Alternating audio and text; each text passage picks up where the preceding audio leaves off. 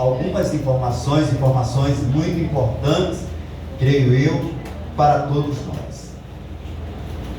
Jericó, eu fui procurar no dicionário bíblico, e graças a Deus tenho a alegria de ter dois aqui numa salinha que está ali disponível, não só para mim, como para você também, para a gente estudar e para a gente conversar. E a palavra Jericó tinha como significado lugar de fragrância ou cidade do bálsamo, e mais ainda, conforme está escrito em Deuteronômio, capítulo 34, verso 3, como cidade das palmeiras. Quando a gente olha no mapa bíblico, eu vou trazer aqui assim alguns contextos históricos, geográficos, e quem sabe até culturais daquela cidade, daquele lugar, esse grande reino chamado Jericó. Quando a gente olha para o mapa bíblico, nós vamos observar que Jericó era como um oásis em meio ao deserto. Era uma cidade que estava ali próximo do Rio Jordão. Se olharmos para a geografia do lugar, existia água, né, dentro da cidade, mas existia ali próximo à cidade, mas o Rio Jordão estava bem próximo a Jericó, a cerca de 10 quilômetros. Se a gente olhar daqui para Muriú, é bem mais do que isso, é uns 30, 32, né? Então não é tão longe a distância de Jericó para a cidade, ou melhor, para o Rio Jordão. Era uma cidade que sim, era 32 quilômetros de Muriú não, de Jerusalém. Aí vem a coincidência com Ceará-Mirim e Jericó, né? Nós vamos observar, através de textos bíblicos, que verdadeiramente Jericó era uma cidade real, uma cidade verdadeira. De verdade ela existiu, né? E esta cidade, ela se caracteriza como a principal cidade, ou a principal nação daquele lugar, naquela região, né? Em meio àquele povo. Então naquele vale, naquele lugar próximo ao Jordão, Jericó é o principal reino, e esse reino, né, estava ali muito próximo ao Jordão. Então era uma cidade que era abençoada, o povo, eles dispunham de uma boa condição financeira. Não é à toa que quando a cidade ela é derribada, né, os seus alicerces, as suas muralhas, a Bíblia vai nos dizer que ali havia muito ouro, muita prata, muitos materiais, né, metais que eram importantes, caros, e ali eles saqueiam tudo aquilo ali, muito embora a gente sabe que tudo que foi tirado como aquilo que eles observaram que a cidade tinha, esses despojos não era para que ninguém levasse, não fossem levados de acordo com o que está escrito na Bíblia Sagrada, nesse mesmo capítulo 6, que todos esses despojos deveriam ser levados para a casa do Senhor. Louvado seja Deus. Então, a Jericó, das tantas cidades ou dos tantos reinos que foram conquistados por Josué, a partir de uma visão que Moisés tem daquele lugar, quando Moisés, inclusive Josué, a Bíblia vai nos mostrar que ele estava ali nas proximidades, eles estavam nas campinas de Moabe. Moabe, como vocês sabem, era uma terra que era de um povo que não era o povo de Deus, que não era o povo de Israel, e Moabe é o nome de um dos filhos de Ló, que ele tem com uma de suas filhas, né? Amon era uma cidade logo após um lugar, um reino, logo após Moabe. Eles estavam ali no outro lado do Jordão, em Moabe. Ele sobe, Deus leva Moisés a subir ao Monte Nebo, e de lá ele vai observar, né, em cima desse monte, que estava lá em Hermon, né? Ele vai subir este monte, e neste monte ele vai observar todo aquele lugar, todo aquele reino. Dali Deus vai dizer para para cada tribo, né, Moisés vai compartilhar um espaço, um lugar para cada tribo das 12 tribos de Israel. O interessante é que quando nós olhamos para a Bíblia Sagrada, quando nós olhamos para o canto sagrado, nós vamos observar que dentre estes reinos, estas cidades, e como eu já trouxe a informação, esta era a principal nesse lugar, nessa extensão de terra, nesse vale em volta do Jordão. Jericó era a principal. E aí Deus, isso já nos traz uma lição muito importante. Muitas vezes quando a gente vai fazer uma prova, por exemplo, um teste, né, quando nós fazíamos, e hoje quando os alunos que hoje estudam, quando você vai fazer uma prova que você observa, era costume nós fazermos, eu não sei se todos faziam ou fazem assim, mas primeiro a gente vai nas questões que a gente julga ser mais fácil, né, nas mais fáceis, e aí a gente vai logo fazendo essas questões mais fáceis, e aquelas que são um pouquinho mais complicadas a gente vai deixando para depois, e aí depois a gente vai buscando resolver as questões mais difíceis. Mas com Deus as coisas são diferentes. Observe que dos lugares aonde são invadidos, dos lugares onde são conquistados, pelo povo de Israel, quando nós olhamos para o cano bíblico, para a Bíblia Sagrada, nós vamos observar que dentre todas as cidades há uma somatória de 31 reinos que foram conquistados por Josué.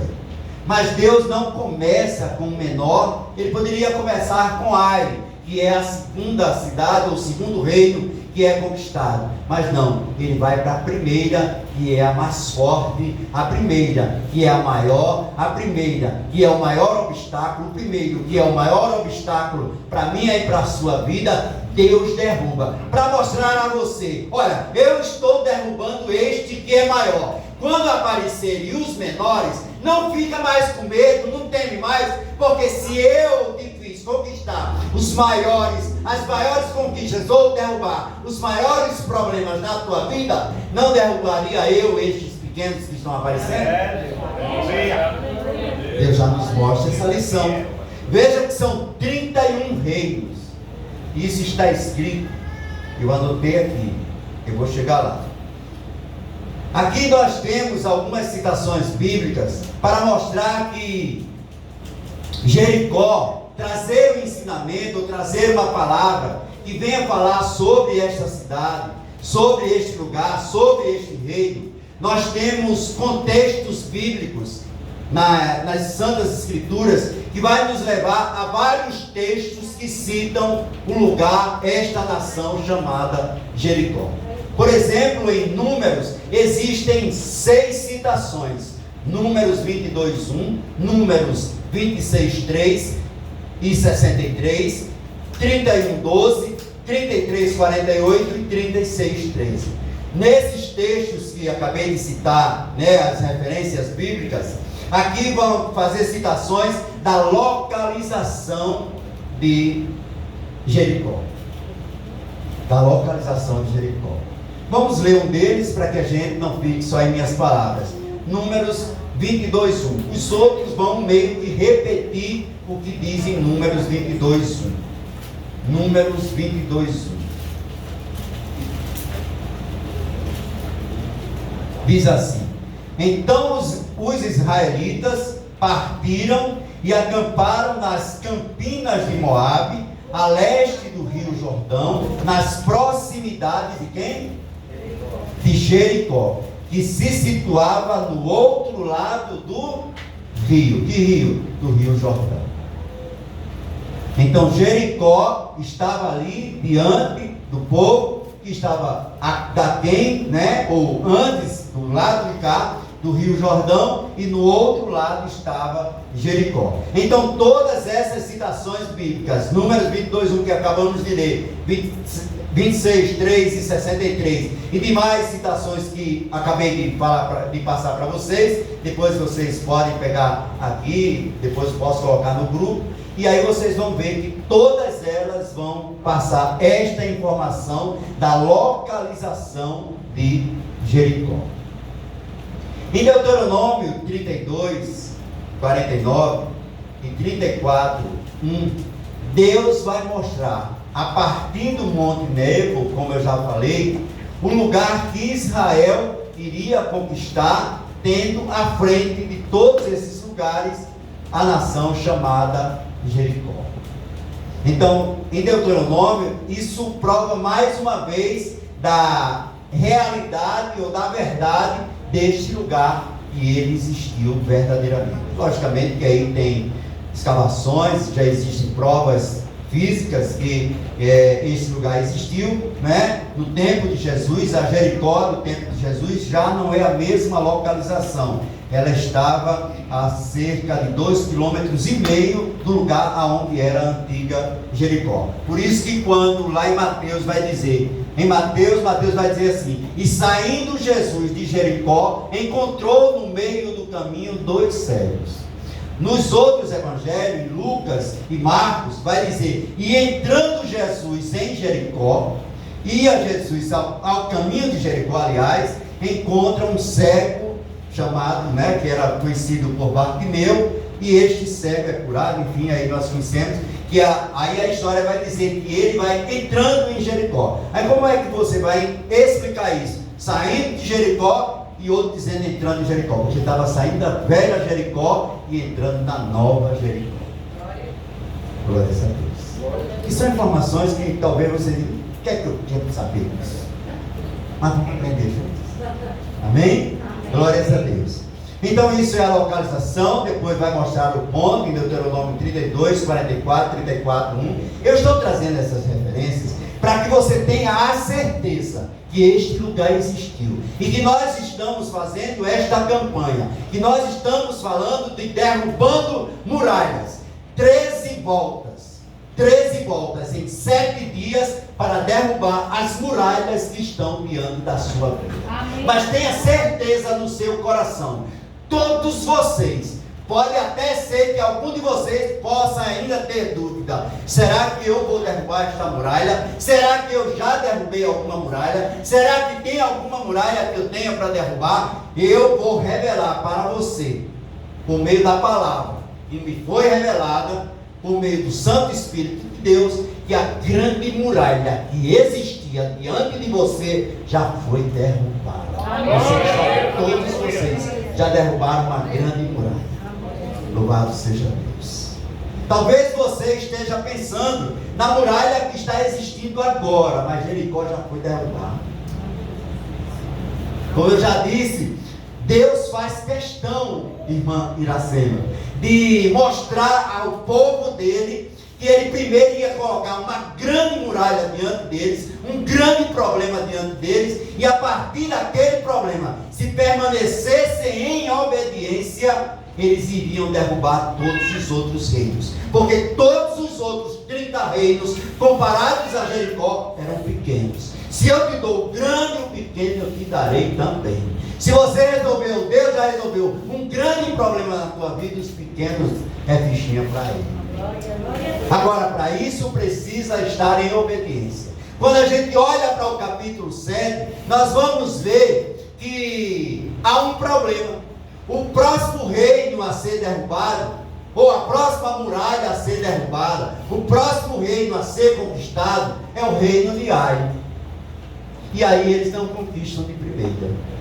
Por quê? Porque houve desobediência. Qual era a ordem? Todos os utensílios de ouro, de prata, de bronze devem ser levados à casa do Senhor. Mas um homem chamado Acã, junto com a sua família, está descrito no capítulo 7, quando os espias também, alguns outros espias, vão ali até a cidade de Ai, ao lugar, ao reino de Ai, e vão observar a terra, vão perguntar, Josué vai perguntar aos espias: e aí, como é a cidade? A cidade é grande, é pequena? E eles já trazem a informação: não é pouca gente, é um povo pequeno, levando 2 ou 3 mil homens, já é mais do que o suficiente para derrubar, para ganhar esta guerra contra aquela cidade. Josué manda um número maior que eles pedem, manda 3 mil, mas a Bíblia vai dizer que naquele dia cerca de 43 homens são feridos no povo de Israel. Por quê? Porque estava havendo desobediência dentro do arraial. Deixa eu trazer algo da parte de Deus para mim e para ti. Nós somos uma só igreja, nós somos um só povo. Para que tudo venha acontecer em conformidade com a vontade de Deus neste lugar, eu e você precisamos estar em obediência. Se a desobediência de um estiver existindo dentro deste lugar, pode ser que o teu problema, a tua desobediência, possa trazer problema para toda a igreja. É verdade, glória a Deus. O pecado que estava na vida de um homem, por desobedecer, escondendo debaixo da sua cabana, da sua barraca, do lugar onde ele morava com a sua família, ele tinha escondido utensílios que pertenciam ao povo de Jericó. E aí, quando ele esconde, o pecado está no meio do povo. Deus revela isso a Josué e manda ele, vai eliminando por tribo, vai eliminando por família, até chegar na família de Acã. E quando chega na família de Acã, descobre-se que ele é aquele que está em pecado, que desobedeceu. E aí esse povo, a família desse homem, toda ela é levada para fora do arraial, e lá fora do arraial essa família é apedrejada e morta. Depois que eles são mortos, o pecado é retirado do meio do povo, o povo se santifica, e havendo santidade, e havendo obediência, eles vão de novo a Ai, vão de novo àquele reino, e o reino é vencido, porque a obediência e o pecado foi retirado do meio do povo de Israel.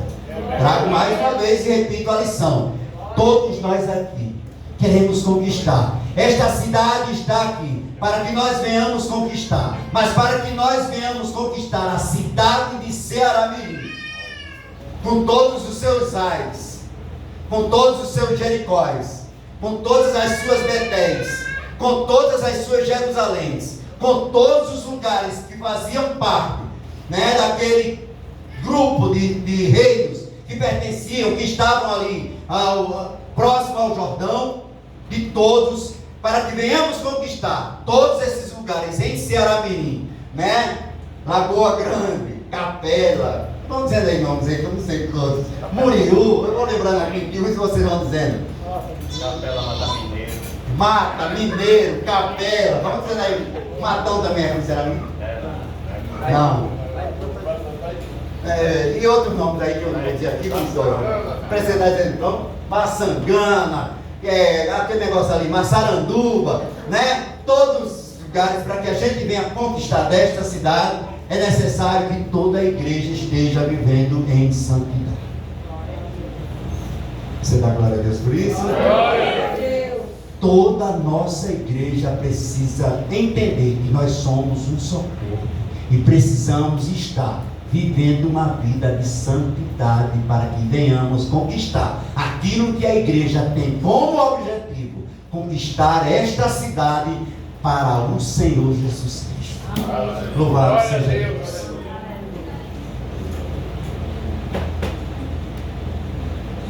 Do capítulo 13 até o capítulo 19 do livro de Josué, o Senhor vai mostrar as terras que foram conquistadas e repartidas entre os israelitas. Deus vai falando, já tem falado para Moisés, mas agora fala para Josué, e ali é repartido todos os lugares, inclusive o lugar onde Caleb vai solicitar que ele tem direito, que quando, há 40 anos atrás, quando Josué falou nesse repartir destas cidades, Caleb faz questão de lembrar a Josué que ele tinha parte em um desses lugares conquistados, e ele vai à guerra também, porque ele diz: estou com o mesmo vigor de outrora. Esse homem tinha 85 anos. Aí você muitas vezes está olhando assim e está dizendo: como é que eu vou conquistar? Eu já estou com 58, eu já estou com 59, eu já estou com 65, eu já estou com 60, eu já estou com 54, eu já estou com... Irmão, não tem esse negócio. Eu já estou com 81. Se Caleb estava com 85, estava com vigor, a irmã Iracema também está.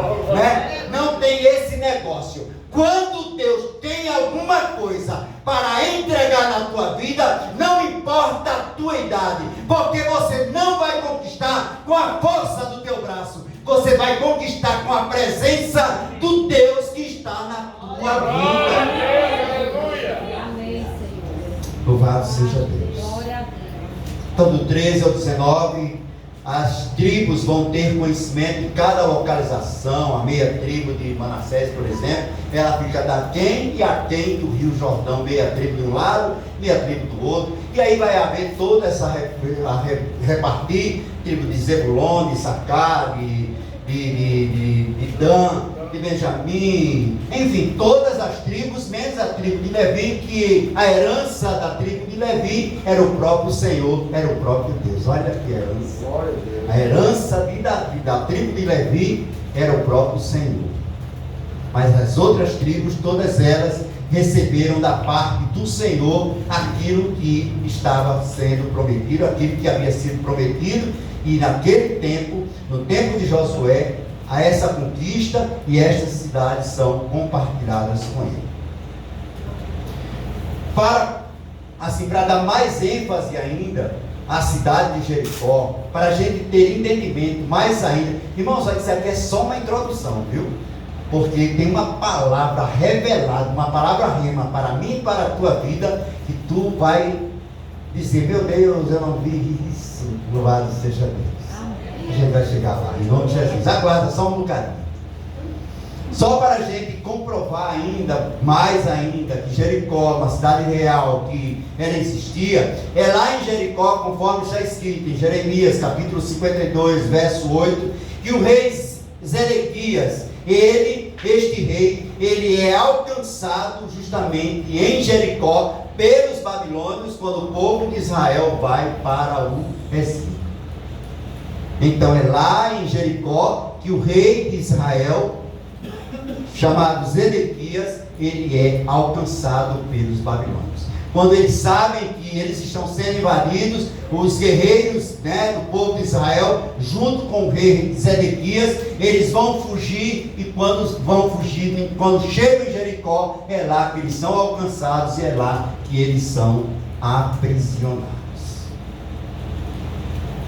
Quando eu fiz questão de ler o verso número 26, no capítulo de número 6, onde fala que há uma maldição para quem viesse reedificar a cidade de Jericó. Sim ou não? No capítulo 20, no verso número 26 do capítulo 6, Josué vai dizer, já na segunda parte, ele vai dizer assim: maldito seja diante do Senhor o homem que reconstruir Jericó. Mas alguém vai fazer isso. Alguém vai fazer isso, a Bíblia nos diz. Está escrito em 1 Reis, capítulo de número 16. 1 Reis, capítulo de número 16. Vamos abrir juntos para a gente. Capítulo de número 16. Alguém vai fazer essa loucura. Vai reedificar. E conforme aquilo que Josué disse, falando sobre o primogênito e falando sobre o filho mais novo, vai acontecer aquilo que estava predito por Josué, que Deus havia falado para ele. Quando há essa maldição, um rei, no verso de número 34, um rei chamado Iel, de Betel, durante o seu reinado, Iel, 1 Reis 16, 34. 1 Reis 16, 34. Durante o seu reinado, Iel de Betel reconstruiu Jericó. Lançou os alicerces à custa do seu primogênito. E seu primogênito Abirão, perdão.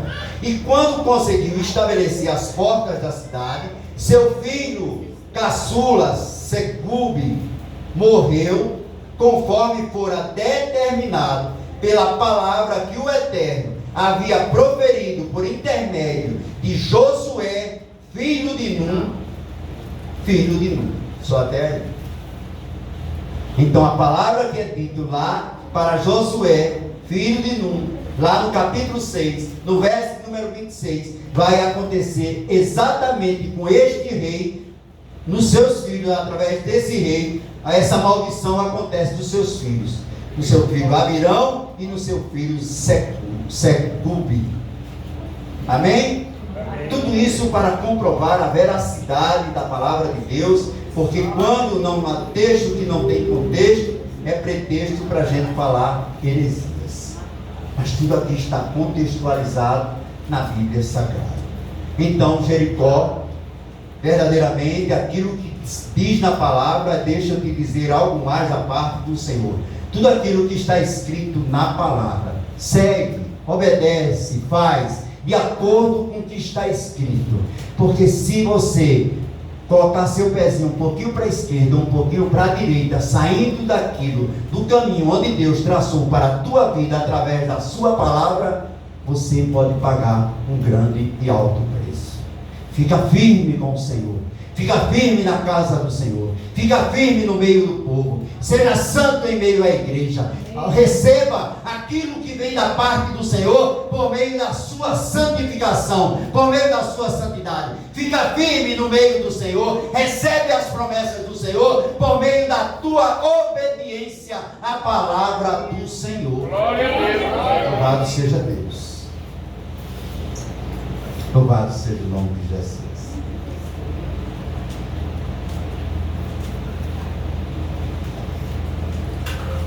Esta citação que vou trazer é para comprovar, para nos trazer uma verdade que está em Josué capítulo 12, a partir do verso 9 até o verso número 24. Você vai ver todos os reinos que foram derribados, que foram vencidos pelo povo de Israel. Olha o capítulo 12, a partir do verso número 9 e até o verso número 24, Deus vai nos mostrar aí na sua palavra, né? E aí no 24 é que vai dizer, o rei Tisa, e aí vai dizer, ao todo 31 reis. Começa com Jericó, passa por Ai, Jerusalém, Hebron, Jarmute, Lax, e assim vai, até chegar por último em Tisa, o último reino conquistado, e ao todo são 31 reis que são vencidos pelo povo de Deus por Israel. Isso aqui são veracidades, aquilo que Deus trouxe ao meu coração e foi me ensinando através da sua palavra e nas informações que fui buscando em materiais de estudo, e tudo isso para trazer elucidação, para trazer clareza em tudo aquilo que Deus tem para fazer. Deus me fala algo ao meu coração. Não é reveladura, não, nem profetada, não. Mas é algo que está aqui na palavra e me faz trazer algo para mim e para a tua vida. Quantos reinos foram conquistados? 31. Quantos dias tem um mês? Para cada dia do mês, Deus tem uma conquista para a tua vida. Para cada dia do mês, Deus tem uma conquista para o teu coração. Fica na posição, seja obediente, seja santo, viva em santidade, viva para o Senhor, e Deus vai te dar todos os dias uma conquista diferente para a tua casa. Amém. Aleluia. Aleluia. Mas como eu sempre digo aqui, a Bíblia Sagrada, ela, todo o Antigo Testamento, ele serve de espelho, serve de sombra para todo o Novo Testamento.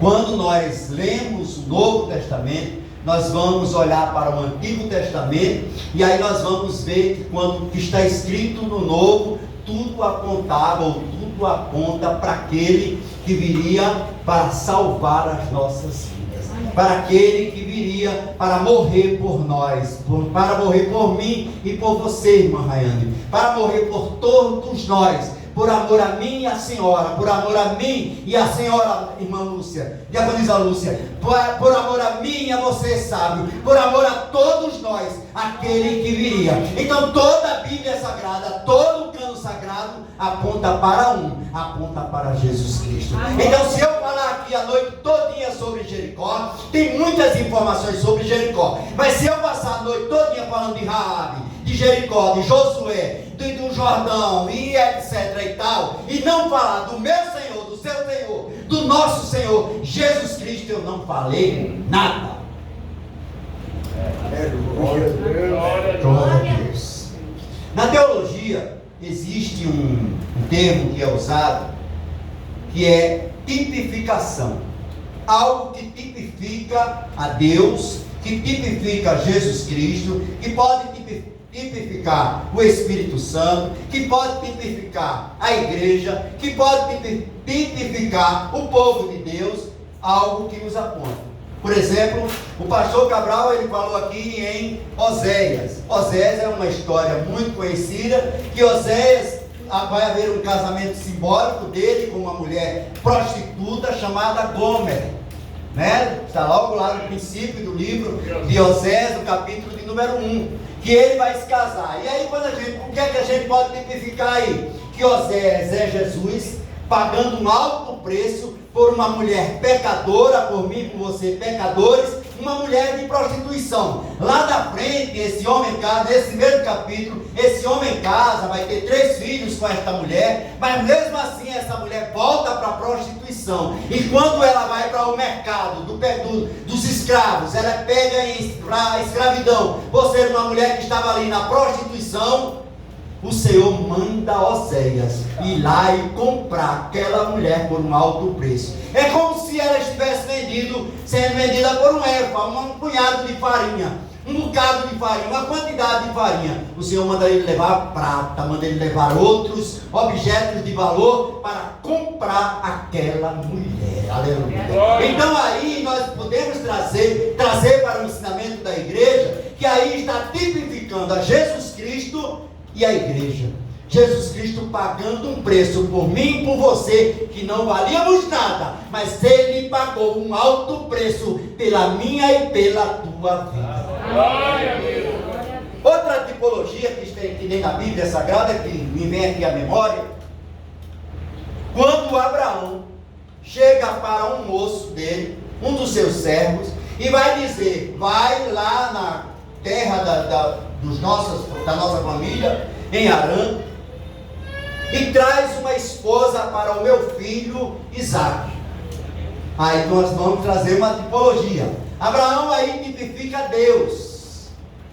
O servo, ele tipifica o Espírito Santo. Isaque tipifica Jesus Cristo. Rebeca tipifica a igreja, a noiva. Vocês estão entendendo? O pai, Abraão, manda trazer uma noiva para o filho. Quem é o noivo da igreja? Jesus Cristo. Quem é que convence o homem do pecado, da justiça e do juízo? O Espírito Santo. É a figura do jovem lá, do moço, do mancebo, que vai lá em busca da Rebeca. E Rebeca representa essa igreja que é convencida pelo Espírito de Deus a vir para se casar com seu primo, salvo engano, o seu primo chamado Isaque. Tipologia. Então isso aí tipificam coisas que a gente tem que observar na Bíblia. A gente olha e só vê uma história, mas quando a gente olha com os olhos espirituais, nós vamos ver todas as passagens bíblicas do Antigo Testamento que tem alguma coisa a ver com Jesus Cristo, nosso Senhor. Você está entendendo a palavra? Amém. Glória a Deus. E aqui nesta passagem bíblica, Deus me mostra uma tipologia do Pai, do Filho, do Espírito Santo, do povo que prega, que clama, que fala a palavra, e uma tipologia da igreja do Senhor. Glória a Deus. Quando nós olhamos logo no princípio do verso número 6, capítulo 6, perdão, a leitura da palavra, ele diz assim, verso 2: então disse o Senhor a Josué: vai, entregue nas tuas mãos Jericó, seu rei, seus homens de guerra. Vós todos os combatentes, dai uma volta ao redor, cercando uma vez, e assim fareis nos 6 dias. 7 sacerdotes sairão com a trombeta, com o chofar, feito de chifre de carneiro, à frente da arca. À frente de quê? Da arca. Da arca do quê? Da aliança. A arca da aliança, ou a arca do concerto. Esta arca, ela tinha dentro dela as 2 pedras com os mandamentos do Senhor, com os 10 mandamentos. Tinha a vara de Arão, e além da vara de Arão, tinha o maná que caiu do céu, o alimento que caiu do céu, e ali uma representação, ou uma tipificação, ou algo que apontava para a presença de Deus. Então a arca da aliança é a presença de Deus. E a presença de Deus, aonde eu e você fomos mandados, aí é Deus agora que está falando ao seu coração agora. Ali foram informações, agora deixa Deus falar mais ainda ao teu coração. A arca da aliança, a presença de Deus, ela precisa estar constantemente na minha e na tua vida. Para de brincar, para de viver uma vida lá em cima, outra hora está lá embaixo. Você não é crente roda gigante, você é um crente lavado e remido no sangue de Jesus. Glória a Deus. Tem muita gente que uma hora está com a presença de Deus tão forte. Tem gente que tem a presença de Deus, sabe aonde? Parece que existe uma pilha aqui dentro desse microfone que aciona a presença de Deus para muitos, pastor Cabral. Tem pessoas que quando pega, pastor Marcelo, no microfone fala em línguas, fala bonito, canta bonito, prega bonito, mas quando solta o microfone adormece na cadeira. Cansaço vem, eu sei. Às vezes a pessoa está cansada, né? E aí pode vir esse sono. Estou até falando sendo advogado com Deus. Ele está quase dormindo. Pode acontecer. Mas nós precisamos entender que esta presença de Deus, ela precisa estar constante, sabe, em nossas vidas. Minha irmã Márcia, ela precisa estar constante. Não são circunstâncias que vão definir se a presença de Deus existe ou não na minha e na tua vida. Não é circunstancial, é uma presença viva, é uma presença verdadeira, é uma presença constante, é uma presença todo o tempo. Você não é crente aqui e descrente ali fora. Você não é crente 1 hora ou 2 horas que esteja no culto e descrente as outras 166 horas da semana. Não. Não é só 2 horas não. Você é crente em todos os segundos. Em todos os momentos. Jesus Cristo, Deus, por meio da sua presença, precisa estar em mim, precisa estar em você. Então a arca da aliança é uma tipologia, uma tipificação ou uma demonstração da presença de Deus em meio àquele povo. Cria-se, né, e dava-se, a palavra ensina que para a antiga aliança, no Antigo Testamento, a presença de Deus se dava por esta arca. Aonde ela estava, poderia, dependendo das mãos de quem estivesse, podia abençoar ou poderia trazer maldições para quem a tivesse. Quando os filisteus levam a arca da aliança, diz que uma peste de hemorróidas vai para aquele povo. E aí todos são acometidos dessa inflamação nas veias, né? E ali está um grande problema. E quem teve já sabe que o problema não é bom, né? Não pode nem sentar direito. Eu conheço uma pessoa que passou alguns meses sentando de lado depois que fez a cirurgia. Mas deixa pra lá, depois a gente fala sobre isso. Não é sábio não, viu? Não vai estar.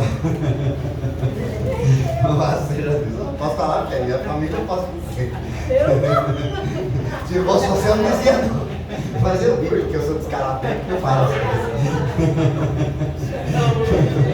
Então, mas quando ela vai para a casa de Obed-Edom, durante 3 meses a casa de Obed-Edom, ela é abençoada em tudo. Dependendo para onde a presença de Deus vá, então você já recebe uma lição aqui da parte do Senhor. Nem todo canto você que tem a presença de Deus, aleluia, nem para todo canto você que carrega a presença de Deus, nem todo canto é para você entrar, nem todo canto é para você ir. Você acha, não, eu tenho a presença, eu sou um homem de Deus, eu sou uma mulher de Deus, eu posso ir em qualquer lugar porque eu estou seguro. Deus manda te dizer por meio do entendimento da palavra que nem todo canto é para mim e para você, porque você carrega uma presença que é santa, e o santo não se mistura com o profano. Não existe festa do mundo para você, não existe bebida alcoólica para você, não existe cigarro para você, não existe prostituição para você, não existe pornografia para você. Você é santo, assim como Deus é santo. Glória a Deus. Glórias a Deus. Amém. Josué, quando faz uma transliteração do seu nome, Yeshua, é a mesma palavra que usa para o nome de Jesus. Ou Deus, não lembro agora o nome, mas existe uma outra palavra, e transliterado é o mesmo nome que usa-se para o nome de Jesus. Ieosus, se não me engano é esse nome. Significando que Jesus é o quê? Salvação. Josué significa Deus é a salvação. E aí, quando a gente traduz Josué para Jesus, nós vamos entender que Josué é uma representação ou uma tipologia do próprio Salvador. Ele é a salvação. Por quê? Porque Josué estava ali numa figura de Jesus, digamos assim, não que ele era Jesus, entenda bem, mas numa figura de Jesus. Ele está ali para estabelecer a conquista das terras prometidas. Qual é a terra prometida que Deus tem para mim e para a tua vida, se não aquela que o próprio Jesus Cristo te prometeu? Glória a Deus. O meu próprio Jesus Cristo te aponta, e é Ele que vai me levar, é Ele que vai te levar. A terra não, mas o lugar prometido, a nova Jerusalém, que vai descer dos céus, adornada, oh, aleluia, para mim e para você, para lá morarmos eternamente com Eterno. Amém, Jesus. Glória a Josué é uma tipologia do nosso Senhor Jesus Cristo. Amém. Quando olhamos a figura dos espias, nós podemos entender, por revelação divina, por aquilo que Deus coloca no meu coração, esses espias como uma tipologia do Espírito Santo de Deus. Pastor, não é muito não para esses homens? Não, porque não foi muito para os servos, para o servo que foi enviado por Abraão. Por quê? Esses homens, eles entram em Jericó, sim ou não? Sim. Alguém entende aqui? Eles entram. Existiam portões fortificados ali. Era uma cidade muito bem construída. Era uma fortaleza muito fortificada, muito forte, muito alta, né? Muito larga. Então era um lugar muito espaçoso. Os portões para entrar nessa cidade eram muito bem vigiados. Mas esses espias, eles conseguem entrar. Quando eles entram lá, uma mulher chamada Raabe, aleluia, sinto tanta graça em dizer isso, uma mulher chamada Raabe, ela vai entender que todo o povo dentro da nação de Jericó, dentro da cidade, ou dentro daquele lugar chamado Jericó, todo o povo estava temente, ninguém saía, ninguém entrava, ninguém saía, ninguém entrava. Por quê? Porque o povo de Israel estava no entorno da cidade e a presença de Deus estava com eles. Eles já sabiam dos feitos do Senhor por meio daquele povo, ou aquele povo já havia recebido muitos milagres e muitas coisas que aquele povo receberam da parte do Senhor. Então aquele povo tinha um Deus verdadeiro, um Deus forte, um Deus que conquistava, um Deus que quebrava, um Deus que fazia, um Deus que construía, um Deus que derrubava, um Deus forte, um Deus todo poderoso. E por isso aquele povo passou a temer e a tremer pela presença de Deus que estava lá fora dos muros. Amém. Glória a Deus. Eu creio que tem gente que já entendeu aqui a figura de Deus. Glória a Deus. Essa mulher entendeu. Essa mulher, ela é convencida pela palavra, porque ela vai citar, ela mesma vai citar os feitos de Deus para com aquele povo, que foram sustentados durante um grande tempo no deserto, que atravessaram o rio ou o mar vermelho a pé seco, a pés, né, sem molhar os pés, a pés secos, né? Ela mesma os feitos do próprio Deus. Então a palavra de Deus a convence.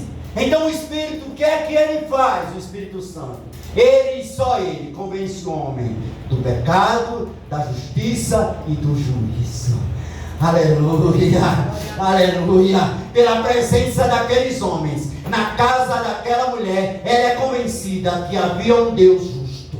Ela é convencida que ela era uma pecadora. Ela é convencida que havia uma justiça acima de todas as justiças, a justiça de Deus. Ela é convencida, e em sendo convencida, ela crê que mesmo pondo a sua vida em risco, valia a pena crer naquele Deus. Aleluia. Se você entendesse, eu jogava a cadeira para cima.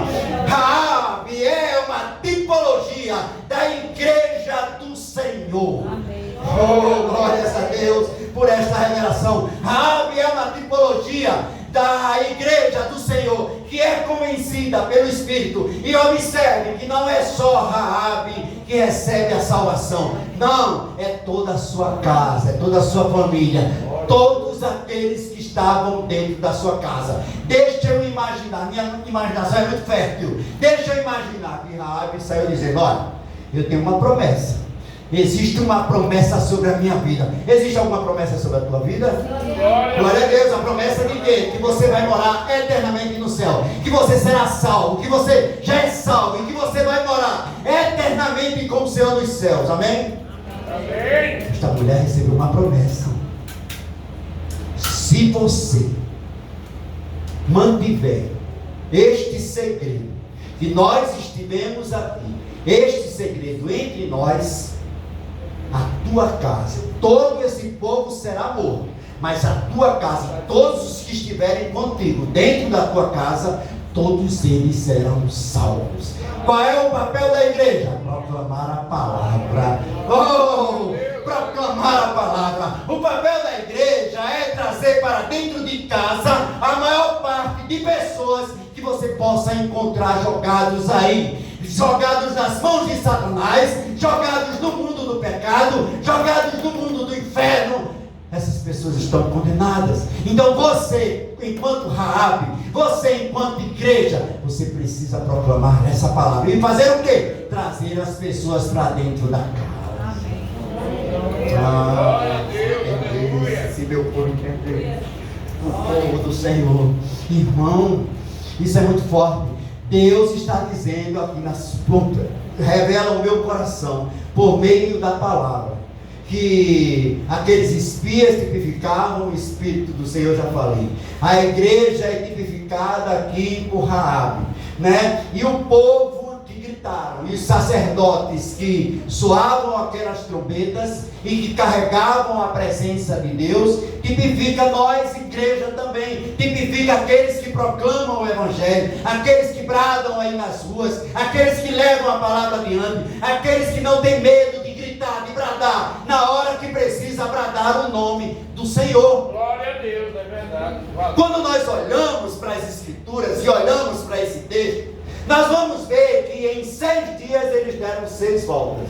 Sim ou não? Sim. Cada dia dando uma volta.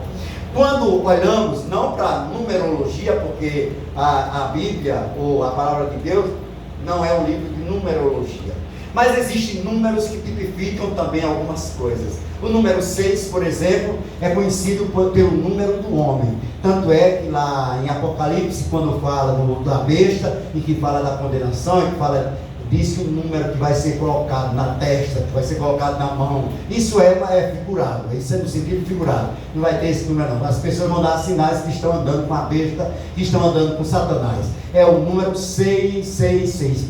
Repete para você entender bem que o 6 é o número do homem. O 6. Em 6 dias Deus criou todas as coisas. No 6º dia Ele criou quem? O homem. E no 7º dia, que é o número de Deus, Ele descansou. Glória a Deus. Alguém já pegou? 6 dias andaram os homens. 6 dias com a força dos homens. 6 dias com a força dos homens, eles cada dia rodeavam, foram dados 6 voltas nesta campanha. A força de alguns de nós foi usada, a força do nosso conhecimento foi usada, a força do nosso entendimento em alguns momentos foram usados, mas no 7º dia, as 7 voltas que estamos dando hoje em Jericó, nessa Jericó, que tem atrapalhado a tua vida, que tem atrapalhado a minha vida, neste 7º dia tu já não faz com a força do homem, neste 7º dia é a presença de Deus, porque a arca vai adiante, os homens guerreiros vão atrás, guerreiros vão na frente, tirando todos os obstáculos, e o povo vai ali, reunido, bradando o nome do Senhor, e as muralhas vão cair. Aleluia! As muralhas caem. Porque a presença de Deus, o dia do Senhor, o dia que você está na presença dele, no momento que você sabe que está na presença dele, não existe muralha neste mundo que possa suportar a presença de Deus que existe na minha e na tua vida. Glória a Deus. Vamos se levantar todos os dias. Eu pensei que era para levantar. Tô atenta, viu? Eu tô atenta, só obediente. Cabral também já estava por aí fora. Eu fui levantar, eu já fui. Glória a Deus. Todos os dias se levantam muralhas, irmãos. Todos os dias tem problemas. Ninguém aqui acorda. Hoje é bênção. Sim, você diz. Hoje você. Obrigado, meu viado. Hoje você diz, hoje vai ser um dia abençoado, um dia de paz. Sim, diga isso.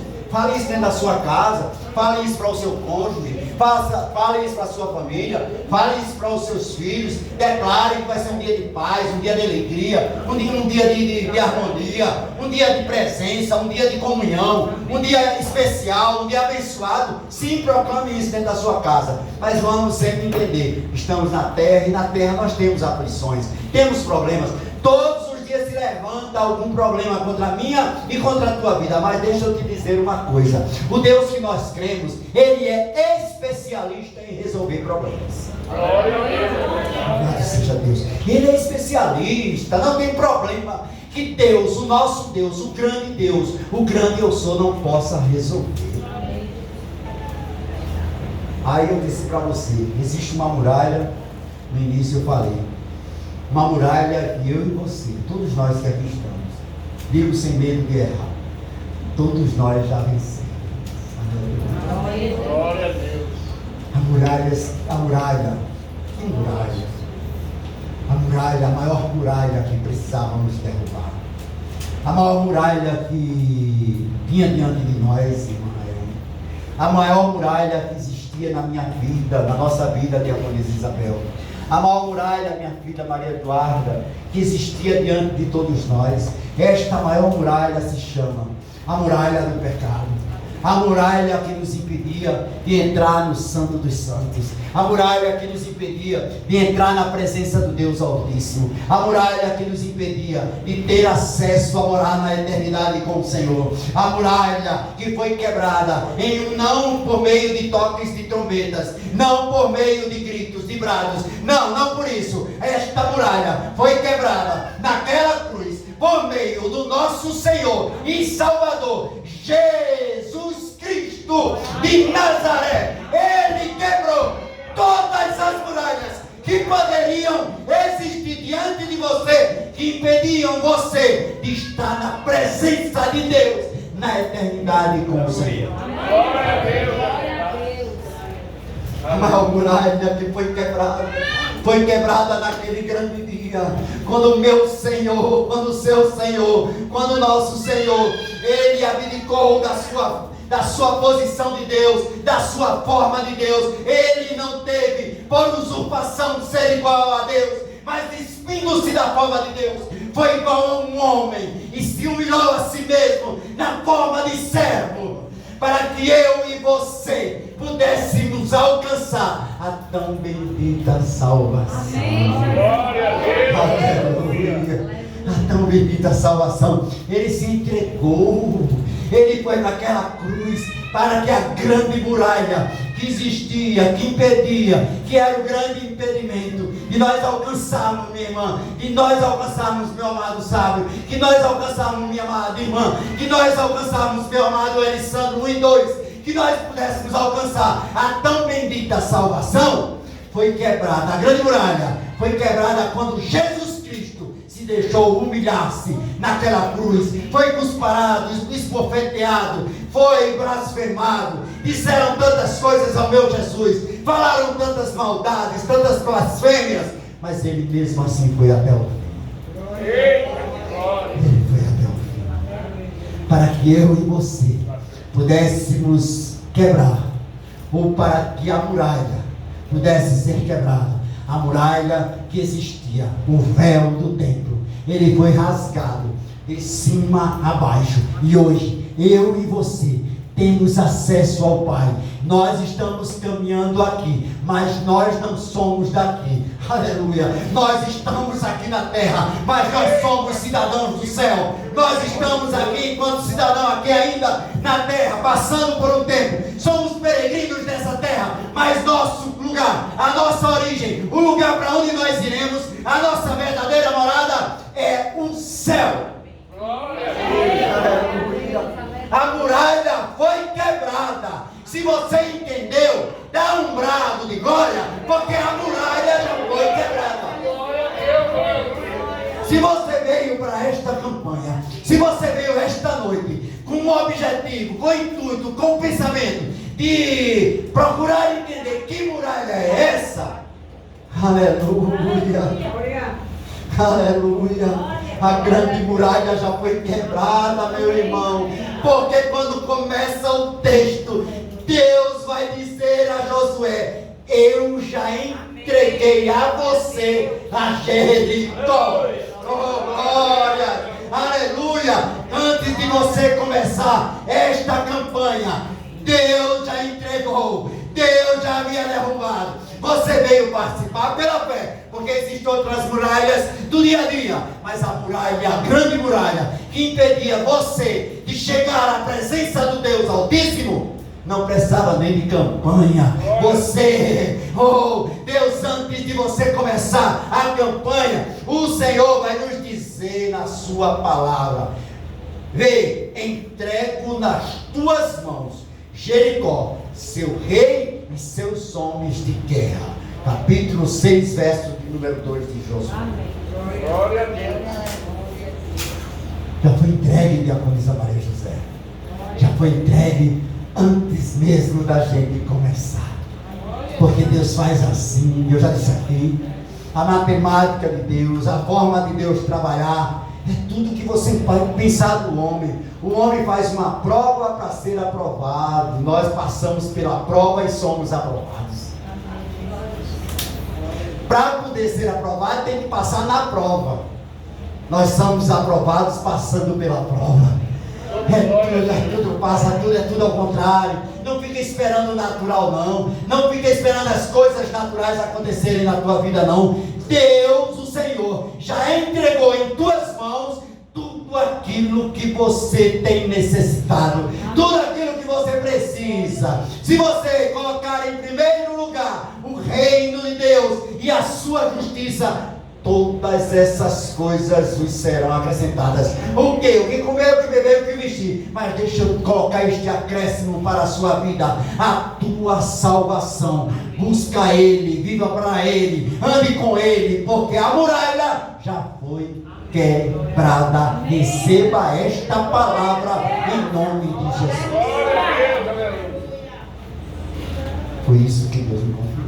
Amém. Desejo em Cristo que você tenha sido abençoado por meio desta palavra. Aplauda Jesus pela palavra.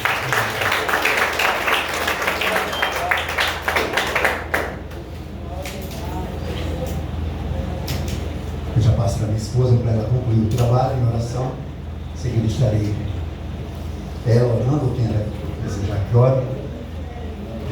E eu estarei passando, estarei impetrando a bênção